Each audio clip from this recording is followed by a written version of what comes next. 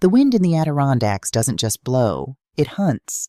It finds every crack in your window frame, every gap in your coat, and reminds you that up here, nature doesn't care about your bank account or your last name. My name is Jack Miller. I spent 30 years as a fire captain and arson investigator in upstate New York. I've seen what fire does to a home, but nothing is as destructive as what coldness can do to a human heart. I should have seen the signs. As a father, you want to believe your daughter has found the man of her dreams. But looking back at the winter of 2024, the red flags weren't just red. They were screaming crimson against the white snow. My daughter, Claire, is the kind of soul this world doesn't deserve.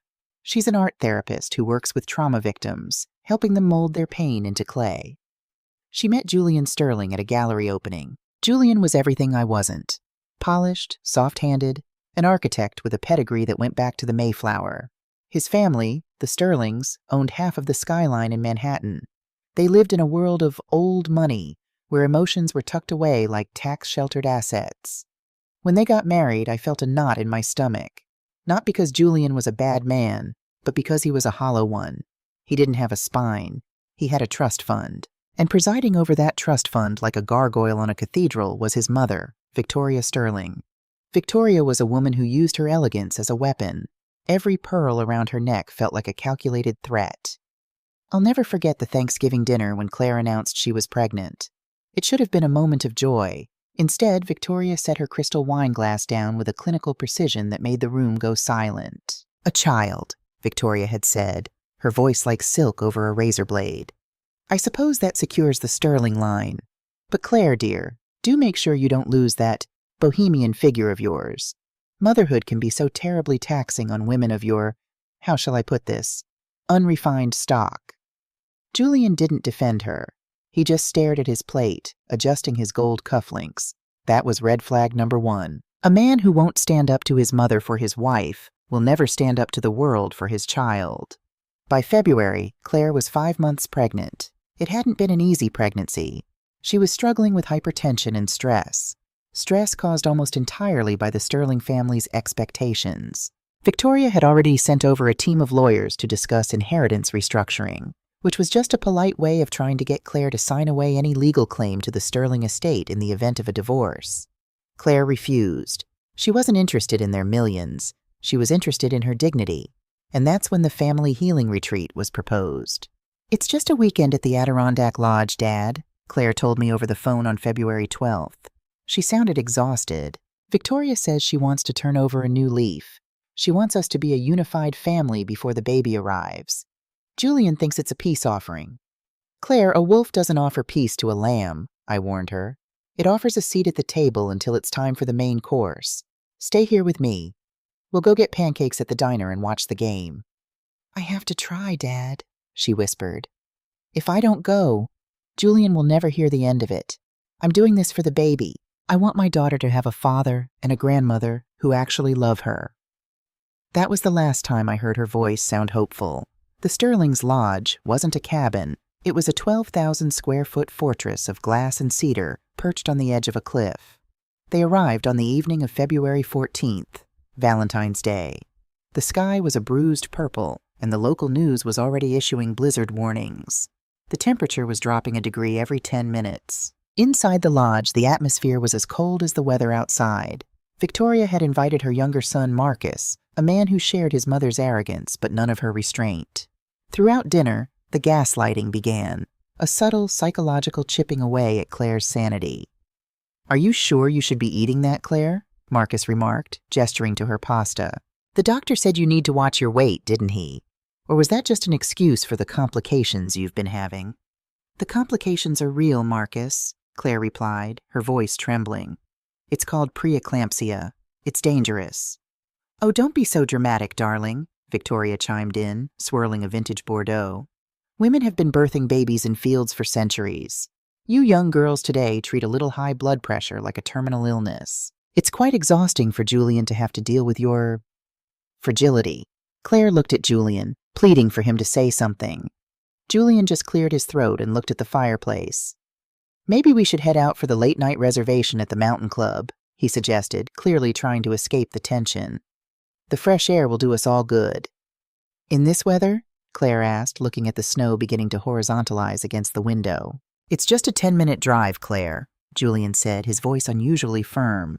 Stop making everything a conflict. Mother went to a lot of trouble to book this. This was the setup. This was the trap. They piled into Victoria's armored Range Rover. Julian was driving. Victoria sat in the front, and Claire was squeezed in the back between Marcus and the family's legal consultant, a man named Elias, who looked more like a hitman in a suit than a lawyer. As they ascended the winding pass toward the mountain club, the blizzard hit in earnest. The world turned white. You couldn't see the hood of the car, let alone the road. The wind was screaming at 60 miles per hour, rocking the heavy SUV. Suddenly the car lurched and came to a halt. Damn it, Julian cursed, though it sounded rehearsed. I think we hit a drift. The sensor is alarming. I'll check it, Claire said, eager to get away from the suffocating smell of Victoria's perfume inside the cabin. No, I'll go, Julian said, but then he hesitated.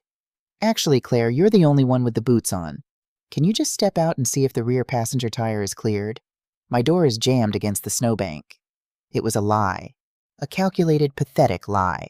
Claire, trusting her husband, wrapped her coat around her pregnant belly and stepped out into the abyss. The moment her boots hit the ice, the wind nearly knocked her over. The cold was an immediate physical blow, like being punched in the lungs. She staggered toward the back of the vehicle, her hand sliding along the frozen metal for balance. Julian, I can't see anything, she screamed over the howl of the storm. It looks fine. Just pull forward. There was no answer, only the sound of the central locking system, a heavy thud clack that echoed even over the wind. Claire froze. She grabbed the door handle of the rear door. It wouldn't budge. She pounded on the glass. Through the tinted window, she saw the silhouette of her husband. He wasn't looking at her. He was staring straight ahead, his hands gripping the steering wheel so hard his knuckles were white. Beside him, Victoria Sterling didn't even turn her head. She was looking at her reflection in the vanity mirror, adjusting her hair. Then the engine roared. The Range Rover didn't just pull forward, it surged. The tires kicked up a spray of ice and slush that blinded Claire, sending her spinning into a snowbank. She scrambled to her feet, screaming Julian's name, her voice being swallowed by the vast, frozen emptiness of the Adirondacks. She watched the red taillights of the SUV disappear into the white veil like two dying embers. They were gone. They had left a 5-month pregnant woman in a sub-zero blizzard on a road that wouldn't be plowed for at least 12 hours. They hadn't just abandoned her, they had signed her death warrant. But what they didn't know, what Victoria Sterling in her arrogance had overlooked, was that Claire Miller wasn't just a Sterling by marriage. She was a Miller by blood. And she was the daughter of a man who had spent his life pulling people out of the wreckage. Claire reached into her pocket. Her phone was gone. They had swiped it from her bag during dinner. She was alone. Her core temperature was already beginning to drop. Her heart was racing, sending blood away from her extremities to protect the baby. Okay, she whispered to herself, her teeth beginning to chatter. Okay, Dad. What do I do? Think like a Miller. She looked at her wrist. They had taken her phone, but they had forgotten the rugged, waterproof Garmin watch I had bought her for her birthday, the one with the built-in GPS and the emergency satellite beacon I had insisted she keep active. She didn't press the SOS button yet. She knew that in this wind a helicopter couldn't fly, and a rescue team would take hours to reach this elevation. She needed cover. She needed to survive the next 60 minutes, or the SOS wouldn't matter. She remembered an old hunter's cabin about half a mile back. She had seen it during the drive up. If she could reach it, she might have a chance. Back at my house in the valley, I was sitting by the fire, a glass of bourbon in my hand. I felt a sudden, sharp chill, the kind of bad feeling that only a cop or a fireman gets. It's a prickle at the base of the neck. I looked at my phone. It was 9:47 p.m. Suddenly, my watch vibrated. A notification from the Garmin Family Link. Claire Miller. Heart rate elevated, 145 beats per minute. Ambient temperature critical. My heart stopped. I didn't call Julian. I didn't call the lodge. I knew exactly what was happening. I called my brother, Sam. Sam, I said, my voice cracking with a rage I hadn't felt in decades. Get your gear. They did it. They finally tried to kill her. I'm already in the truck, Jack, Sam replied. He didn't ask questions. He knew the Sterlings as well as I did. I've got the local sheriff on the other line, but he's playing dumb. Says the weather is too bad to dispatch. I don't care about the sheriff, I growled, grabbing my heavy turnout coat and my emergency kit. We're going in. And Sam, if she's hurt, there isn't a mountain in this state high enough for them to hide from me. As I tore out of my driveway into the blinding white, I wasn't just a father anymore. I was an investigator. And I was going to make sure every single sterling paid for this night in blood and tears. Meanwhile, a mile up the mountain, Claire reached the cabin. Her hands were blue. She couldn't feel her toes.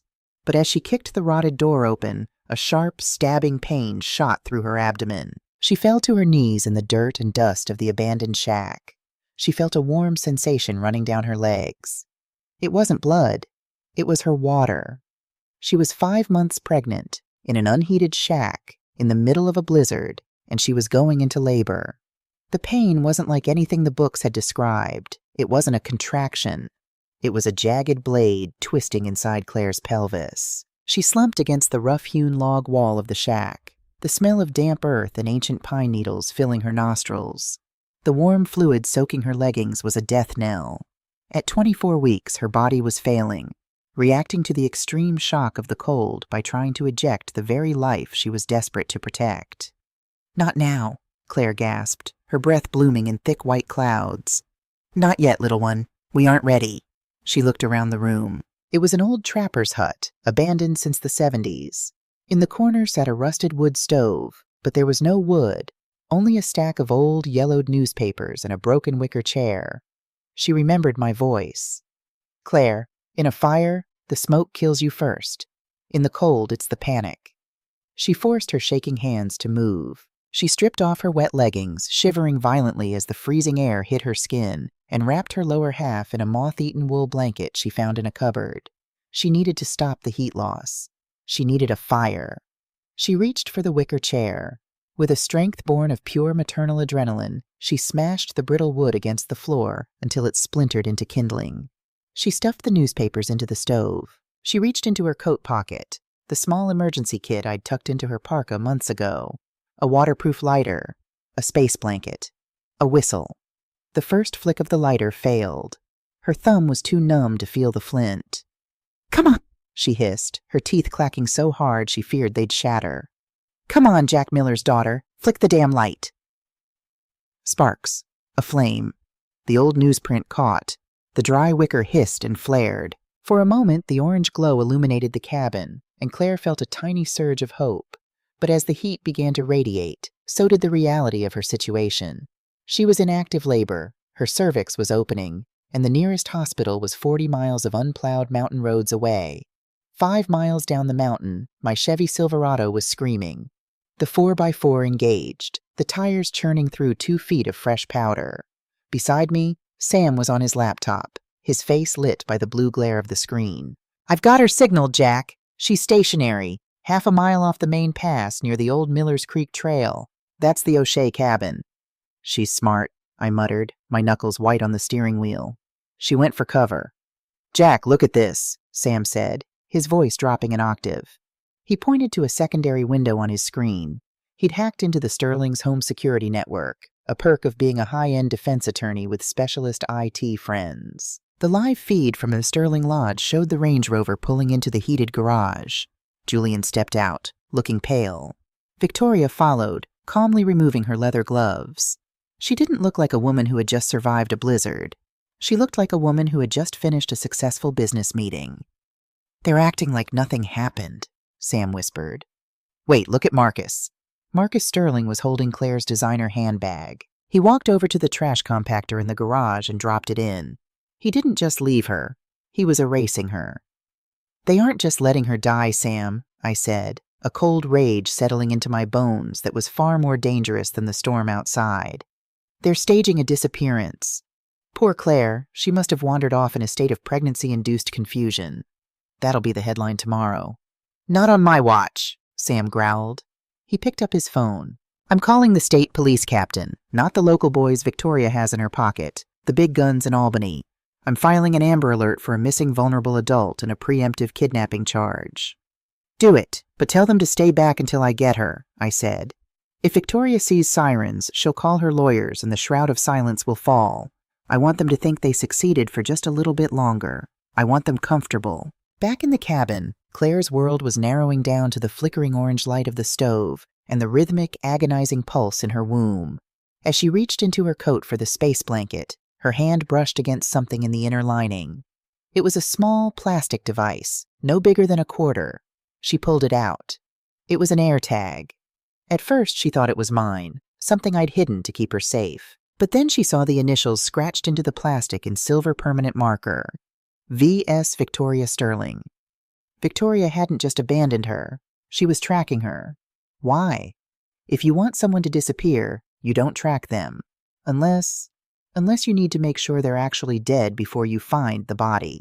Claire realized with a jolt of horror that the Sterlings were probably waiting a mile away, watching the signal on their phones, waiting for the heart rate on her Garmin to flatline so they could play the grieving family who searched tirelessly for her. The labor pains hit again, harder this time.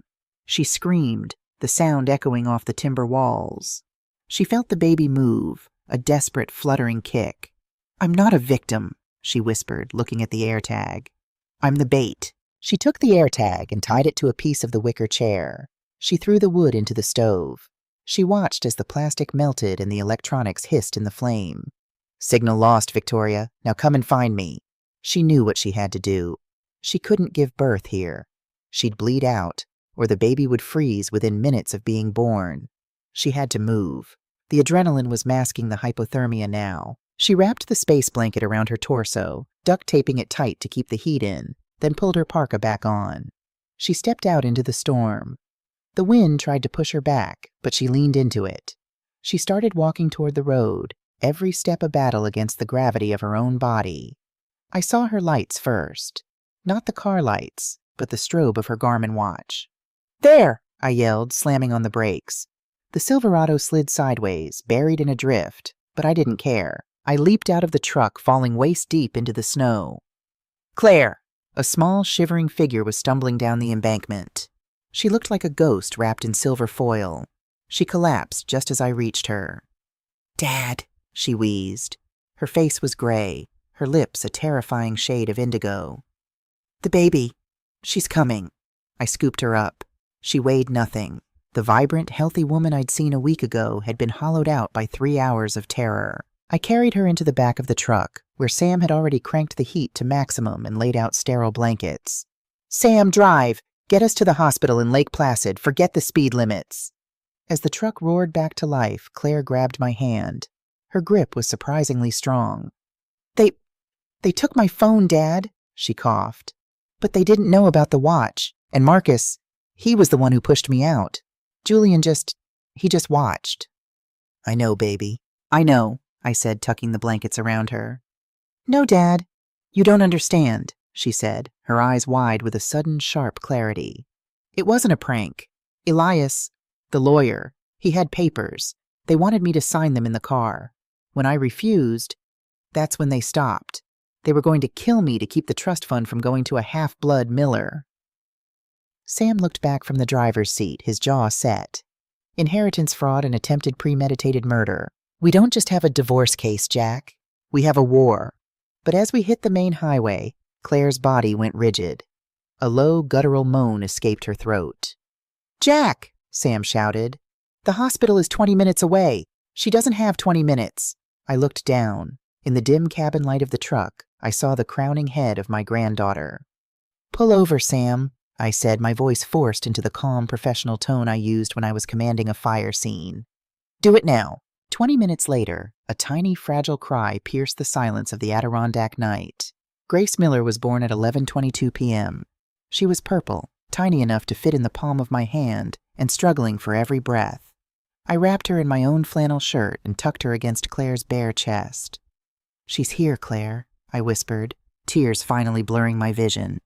"She's a fighter, just like you." But Claire wasn't looking at the baby. She was looking out the back window. A set of headlights had appeared behind us. A black Range Rover, idling in the distance, watching, waiting. They hadn't gone home. They had come to check the trash. Climax 1, the roadside standoff. I stood up, stepping out of the truck into the swirling snow. I didn't have a gun, but I had a tire iron and 30 years of rage. I stood in the middle of the road, silhouetted by my own taillights, a titan in the storm. The Range Rover sat there for a long minute. I could feel Victoria's eyes on me through the glass. I raised the tire iron and pointed it directly at them, a silent promise. I am the wall you cannot climb. The SUV lingered, then slowly, it began to back away. They weren't ready for a fight. Not yet. They preferred to kill in the dark, with pens and cold hearts. "Let them go," Sam said, appearing beside me. He held up his phone. He had recorded the entire interaction, including their license plate and the GPS coordinates. "Let them go back to their lodge and toast their victory, because tomorrow morning their world ends." "The baby needs an incubator, Sam," I said, my voice trembling. "Let's move." The neon sign of the Lake Placid Medical Center flickered through the driving snow like a dying star. When we skidded into the ambulance bay, I didn't wait for the orderlies. I jumped out, screaming for a crash cart. Grace was a tiny, shivering weight against Claire's chest, her skin turning a translucent, terrifying shade of porcelain. "She's 24 weeks, I roared as the doors hissed open. "Hypothermic birth. Get the NICU team now." The next 4 hours were a blur of antiseptic smells, beeping monitors, and the frantic dance of medical professionals. They whisked Grace away into a plastic world of tubes and ultraviolet light. Claire was taken to surgery to stop the hemorrhaging. I sat in the waiting room, my hands stained with my daughter's blood and the grease of the mountain road. Sam sat across from me, his laptop open, his jaw set like granite. "She's stable, Jack," Sam said, though he didn't look up from the screen. "The doctor said Claire is a miracle. And the baby? She's a Miller. She's breathing on her own, mostly." "It's not enough," I said, my voice sounding like it was coming from the bottom of a well. "I want them dismantled, Sam. I don't want a settlement. I don't want an apology. I want the Sterling name to be a curse in this state." Sam finally looked up. His eyes were cold, the eyes of the man who had spent 20 years tearing down corrupt politicians and mob-connected developers. "Then we don't play by the civil court rules. We play for keeps. I've been digging into the Sterling Trust. Victoria thinks she's the Queen of Manhattan, but every castle is built on a foundation. And hers? It's built on bones." While Claire slept under the haze of anesthesia, the counterattack began. Sam didn't call the local precinct. He called a contact at the office of the New York State Attorney General. He knew that Victoria's power was local, but her enemies were federal. "Jack, look at this," Sam whispered, turning the laptop toward me. He had accessed the archived building permits for the Sterling Waterfront project from 1998, the project that had made the family billionaires. Victoria's husband, Arthur Sterling, didn't die of a heart attack in his sleep. There was an investigation into a structural collapse on that site. 3 workers died. The investigation was shuttered 48 hours after it started. Arthur died the following week. "You think she killed him?" I asked. "I think Arthur was going to testify," Sam replied. He had a conscience. Victoria didn't. She didn't just inherit the company. She took it over by silencing the only man who could have sent her to Sing Sing. And I just found the name of the lead foreman from '98. He's still alive, living in a trailer in New Jersey, bitter as hell and twice as loud. But Victoria wasn't sitting idle. At 7 a.m., as the sun began to bleed a pale, sickly yellow over the snowdrifts, a man in a charcoal suit walked into the hospital waiting room. It was Elias, the Sterling's fixer. He approached me with a briefcase and a look of practiced sympathy. "Captain Miller, a terrible, terrible tragedy. Julian is inconsolable. He's at the lodge now, under sedation. He can't believe Claire wandered off like that." I stood up slowly. I'm 6 feet 2 inches, and even at 63 I have the shoulders of a man who carries ladders for a living. I stepped into Elias's personal space until he could smell the mountain air still clinging to my coat. "If you say her name again," I whispered, "I will bury you under this hospital." Elias didn't flinch. He was used to threats. He opened the briefcase. "Mrs. Sterling is prepared to offer a gesture of goodwill, $5 million. It's a trust fund for the child, provided the child survives. In exchange, we sign a non-disclosure agreement regarding the misunderstanding on the mountain. We acknowledge that Claire was disoriented due to her medical condition." $5 million? Sam chimed in, walking over. "That's a bit low for a triple homicide attempt, don't you think, Elias?" "It's an opening offer," Elias said smoothly. "Think of the child's future. Claire is a teacher. $5 million buys a lot of silence. Get out, I said. Captain, be reasonable. If you go to the police, it's your word against theirs. 3 Sterlings will testify that Claire had a panic attack and ran into the woods before they could stop her. They'll say you're an overprotective father looking for a payday. The local sheriff is already signing the incident report as an accidental exposure. Tell Victoria to keep her money, I said, leaning in close to his ear. She's going to need it for the commissary in the state penitentiary. The war moved to the courtroom and the court of public opinion. Over the next 2 weeks, while Claire held Grace's tiny hand through the porthole of an incubator, Sam and I worked like men possessed. Victoria Sterling wasn't finished. She knew a direct assault wouldn't work, so she went for the heart. She leaked a story to a tabloid, the Manhattan Gazette, claiming that Julian was filing for divorce because the child Claire was carrying wasn't his. She's trying to invalidate the inheritance claim, Sam explained as we watched the news in the hospital cafeteria. If the baby isn't a Sterling, Victoria can legally bar Claire from the estate. She's even bribed a lab technician in Albany to swap the prenatal blood samples. She doesn't know I have the samples from the delivery, I said. Exactly, Sam grinned. We're letting her dig her own grave. Let her lie. Let her shout it from the rooftops. The bigger the lie, the harder the fall. I visited Claire that afternoon. She was sitting in a wheelchair next to the incubator. She looked frail, but her eyes were like cold blue steel. She had heard about the rumors. She thinks I'm weak, Dad, Claire said, her voice raspy. She thinks because I love children and bake cookies that I don't have teeth. She's about to find out what happens when you try to take a miller's child. What do you want to do, honey? I asked. I don't want her money anymore, Claire said, looking at Grace. I want her legacy. I want the Sterling name to mean nothing. The first climax had been survival on the mountain. The second climax was the public inquiry. Under New York law, because the incident involved a potential vulnerable adult and a high-speed highway, a preliminary hearing was mandatory. Victoria, in her arrogance, showed up in a Chanel suit, flanked by Julian and Marcus. She expected a slap on the wrist and a sealed record. The courtroom was packed. Every major news outlet from NYC was there. The Sterling lawyer, Graham Sutherland, a man who looked like he'd been carved out of a block of mahogany, started his opening statement. This is a tragic case of a young woman suffering from a mental break due to pregnancy complications. The Sterling family is the victim of a shakedown by a disgruntled father. Then it was Sam's turn. Sam didn't stand at the lectern. He walked right up to the defense table, leaning over until he was inches from Victoria's face. Mrs. Sterling, you've spent a lot of time talking about Claire's mental state. Let's talk about yours. Let's talk about February 14th at 9:45 p.m. I told the police, Victoria said, her voice bored. She jumped out of the car. We couldn't find her in the storm. Really? Sam smiled. It was the smile of a shark. Because we have a witness, not a person. A machine. Sam hit a button on his remote. The large screens in the courtroom flickered to life. It wasn't highway footage. It was a 3D reconstruction of the Garmin GPS data from Claire's watch, overlaid with the telematics from the Range Rover, data Sam had subpoenaed from the manufacturer. The watch shows Claire stood still for 3 minutes behind the vehicle, Sam narrated. The car's sensors show the rear proximity alarm was screaming. The driver, Julian, had his foot on the brake. He knew she was there. And then we have this. Sam played an audio file. It was muffled, filtered through the wind, but the voices were unmistakable. It was the recording from the AirTag Claire had thrown into the stove, the last few seconds before it melted, captured by the vehicle's own internal Bluetooth bridge, which had stayed connected for a brief window. Victoria's voice. Drive, Julian. Don't look back. She's a teacher. She'll be a footnote by morning. If you want the fund, you move this car now. Julian's voice sobbing. Mother, it's freezing. She's pregnant. Victoria's voice. She's a mistake. Correct it. The courtroom went dead silent. Julian buried his face in his hands. Marcus looked at the exit. Victoria. Victoria didn't move. She just tightened her grip on her pearls.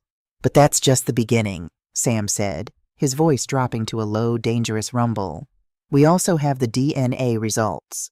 Not the ones Mrs. Sterling tried to forge in Albany. These were taken by the NICU head at Lake Placid.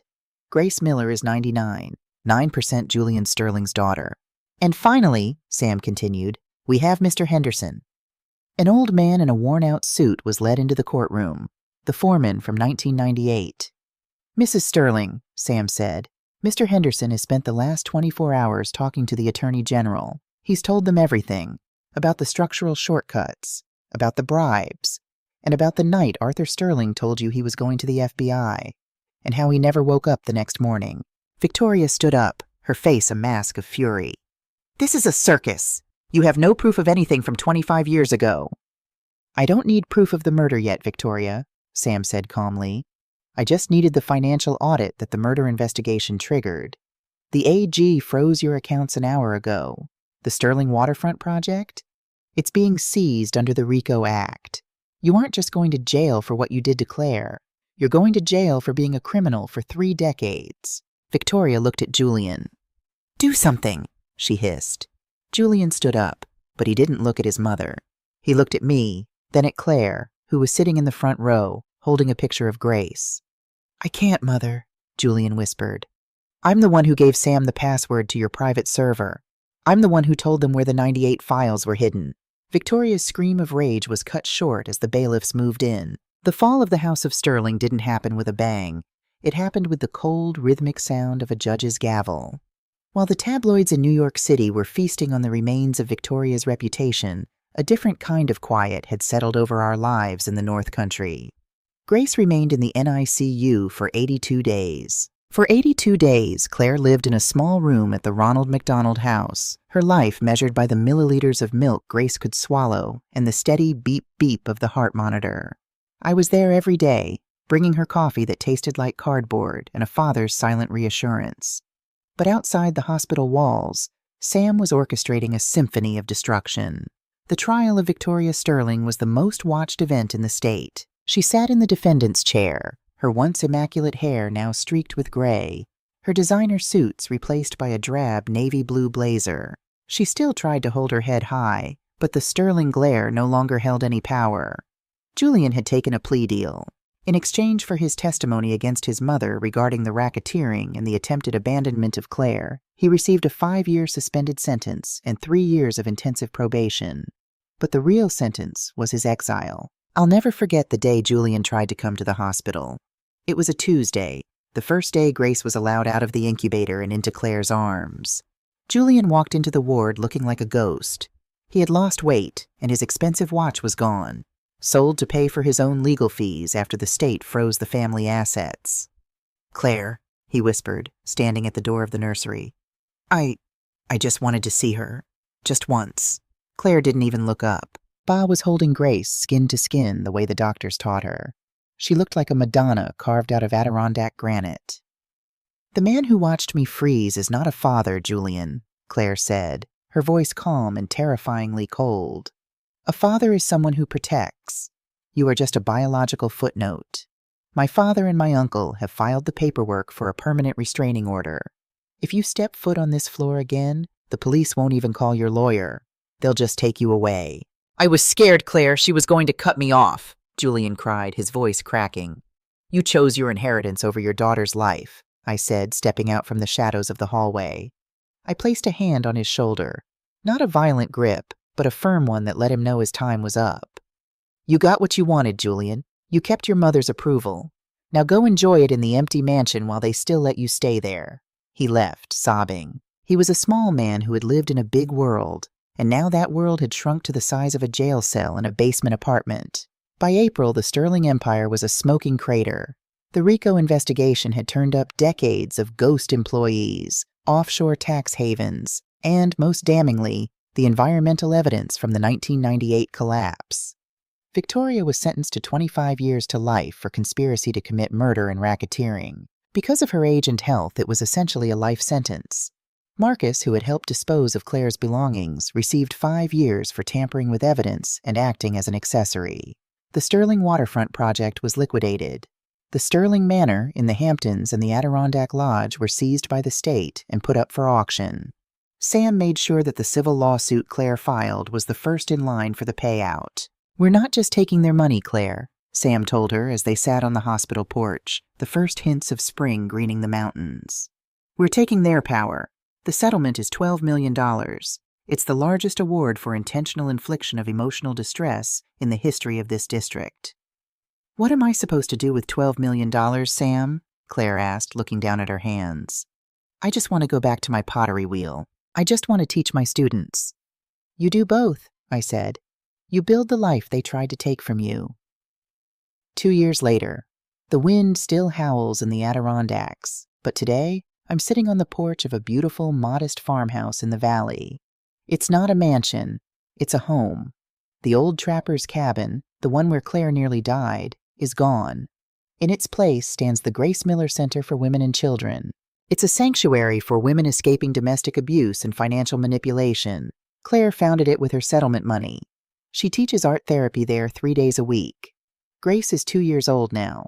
She's small for her age, but she's a firecracker. She has her mother's eyes, and I like to think my stubbornness. She calls me Papa Jack, and every time she grabs my thumb with her little hand, the memory of that frozen highway fades just a little bit more. Julian sends a check every month. It's court-ordered child support, garnished from his wages at a mid-level architectural firm in Ohio where nobody knows his name.